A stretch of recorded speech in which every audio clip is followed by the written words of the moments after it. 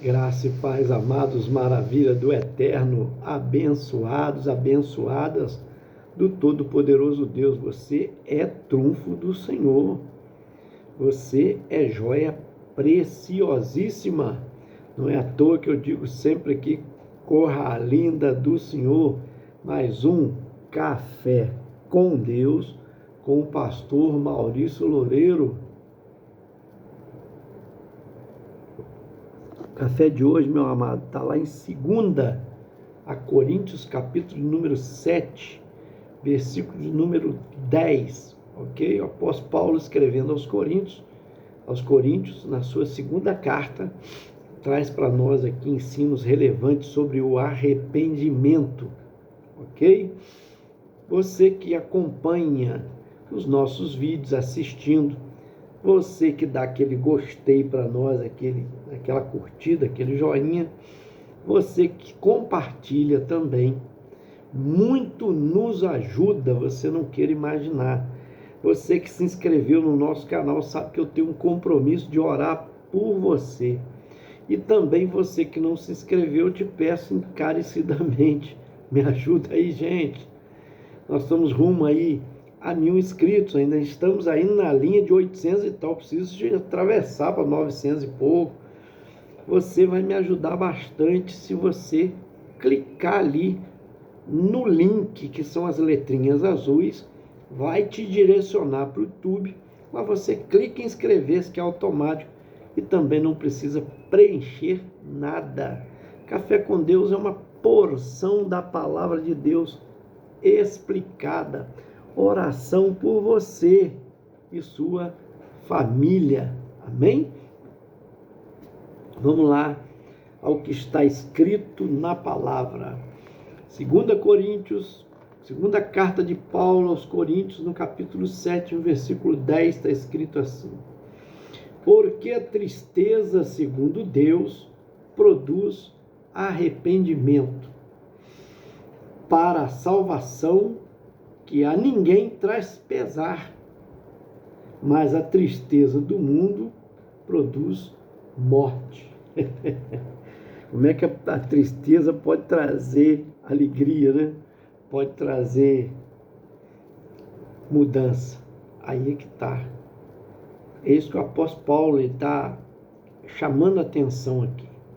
Se você vê o contexto, aqui o versículo 9 está escrito assim: agora me alegro não porque fostes contristados, quer dizer, entristecidos, olha só, mas porque fostes contristados para arrependimento.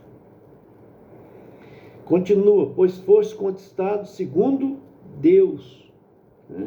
Então a tristeza que veio é segundo Deus, para que da nossa parte nenhum dano sofresseis, né? Então ele está chamando a atenção aqui, quando a gente é contristado, quando a gente, né, como diz o versículo 10 aqui, ó, quando a tristeza bate em nós, segundo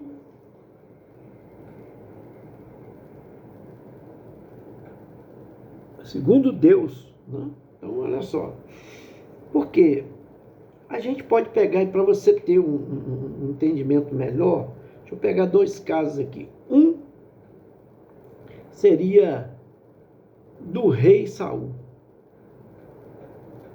Vou começar um pouco antes. O segundo seria o rei Saul, o primeiro seria aí Faraó. Lembra que Faraó, ele chegou a confessar, chegou a dizer que ele pecou contra Deus, porque o seu coração tinha sido endurecido, ele fazendo mal ao povo, escravizando o povo, e as pragas vindo sobre ele, sobre o Egito. Ele então diz que ele pecou contra Deus. Então trouxe uma tristeza, porque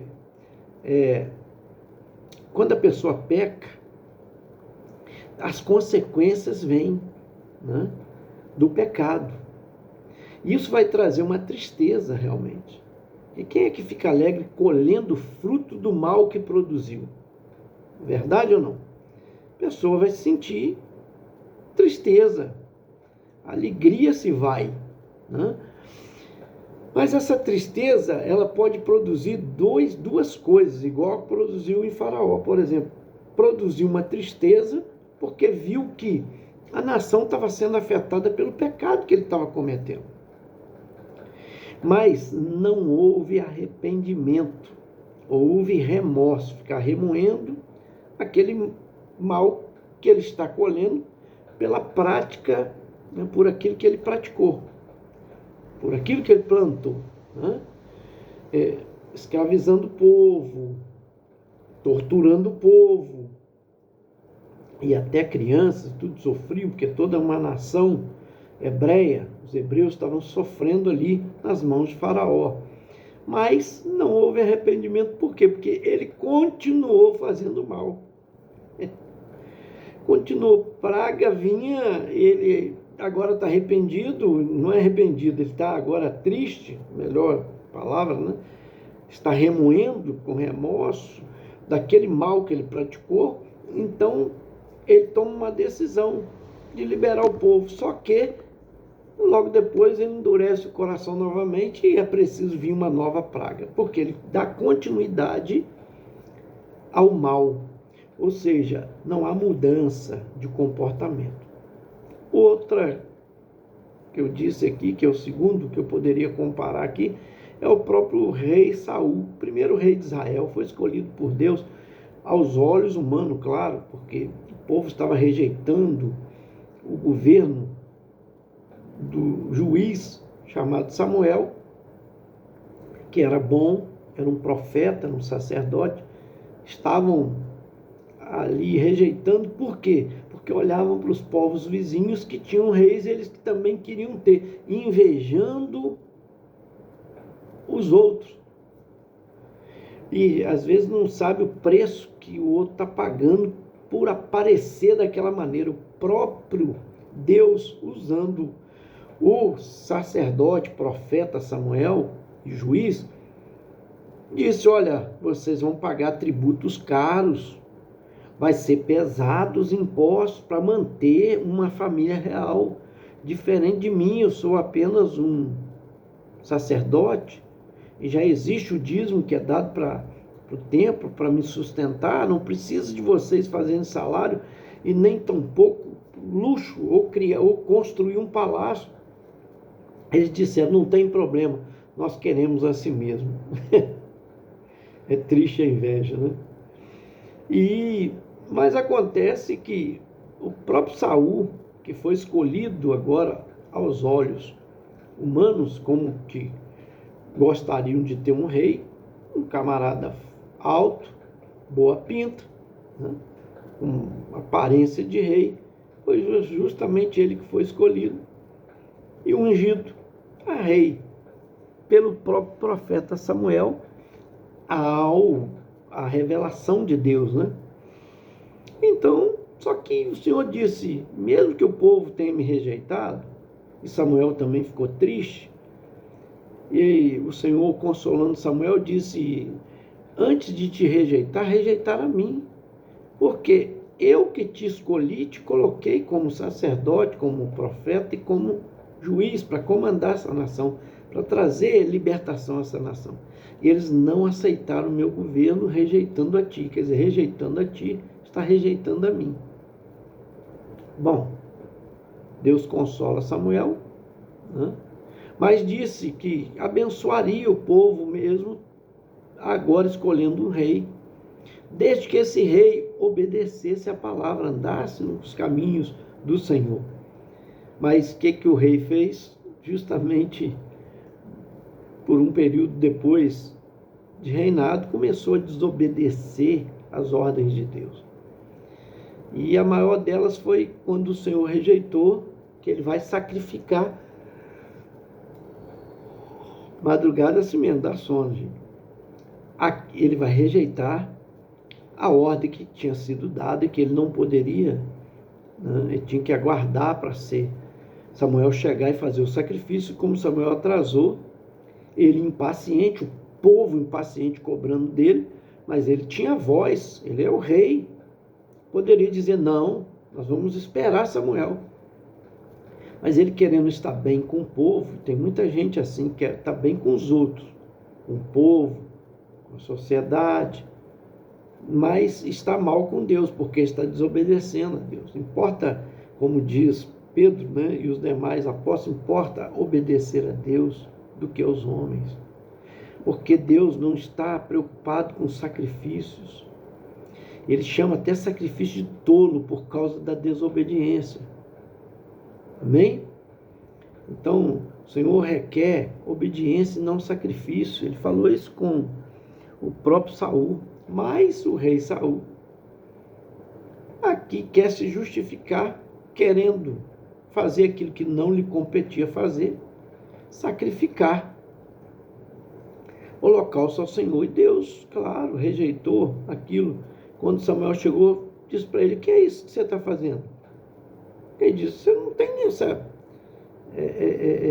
competência, essa autonomia, não foi delegada a você, não foi te dada autoridade para isso. Quer dizer, e tem gente assim, que ele quer tomar a frente dos outros, que ele quer dominar a área dos outros, né? E para o bem-estar dele próprio, para estar bem com o povo. Mas quem escolheu Saul não foi o povo, foi o Senhor, né? Aos olhos do povo, é verdade, né? Que o escolhido de Deus mesmo foi Davi, que é justamente o sucessor do rei Saul. Mas Deus, mesmo assim, queria abençoá-los se Saul ou o povo fosse obediente a Deus. Mas houve desobediência e continuidade na desobediência, porque na primeira vez o Senhor tinha dito para ele: você entra lá na nação, passa todos ao fio da espada, não traz nada, nada.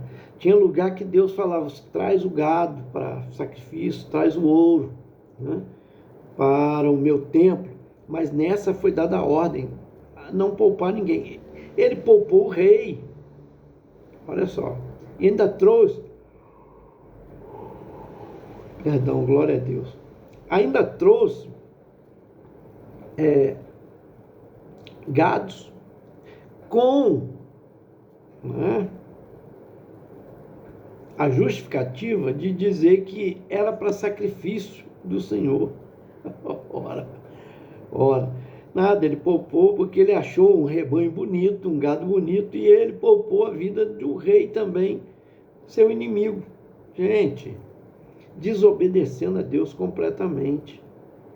Então, só que ele se entristece porque vem as consequências, mas não se arrepende. Porque o arrependimento é o quê? Qual a diferença de remorso para arrependimento? Remorso, a pessoa continua remoendo, continua praticando o erro. O arrependimento, a pessoa reconhece que errou, mas muda de direção, muda o seu comportamento. Ele não vai errar mais, ele vai se esforçar por obedecer, por andar certo. Certo? Então recebe aí. Deus, entenda bem, sabe que nós somos pecadores e sabe que todos nós pecamos. Mas a diferença é quando aquele que peca, ele se arrepende de fato. Ele não continua produzindo pecado, ele não continua desobedecendo.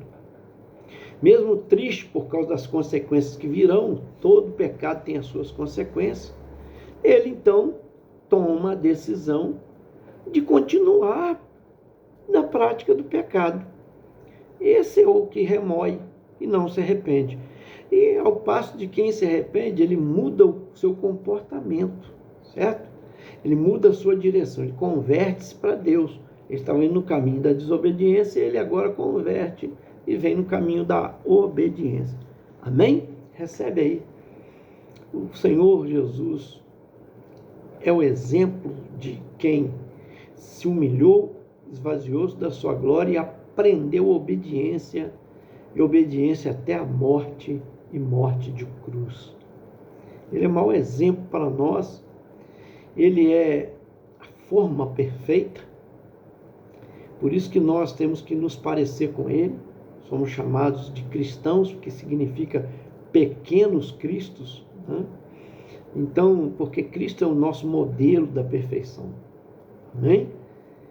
Aquele que deu a sua vida por nós, que nos amou e nos ensinou a obediência, porque Ele deu o exemplo de obedecer o Pai e até a morte, e morte de cruz, para perdoar os nossos pecados.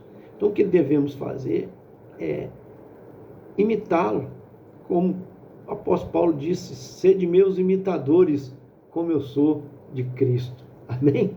Oremos. Pai Todo-Poderoso, muito obrigado por essas vidas que nos acompanham no Café com Deus.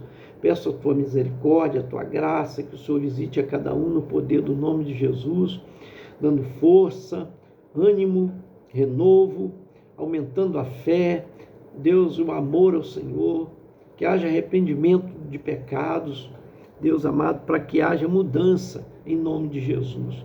Eu repreendo todo espírito de condenação, porque a desobediência leva à morte, como diz o texto que nós lemos aqui. Então, Senhor, todo espírito de rebeldia, de desobediência, eu repreendo no poder do nome de Jesus. Cura essa enfermidade dessa pessoa agora. Visita ela, Pai. Visita, Senhor, a sua família e abençoando em nome de Jesus. Traz salvação àqueles que precisam ser salvos, transforma corações, traz libertação dos vícios, das drogas, Deus, da bebida, do cigarro e, ó Deus, também até, ó Deus, dos jogos, em nome de Jesus. Eu oro, Pai, agradecido por essas vidas, no poder do nome de Jesus. Amém. Esse foi mais um Café com Deus. Te aguardo até o próximo, gente.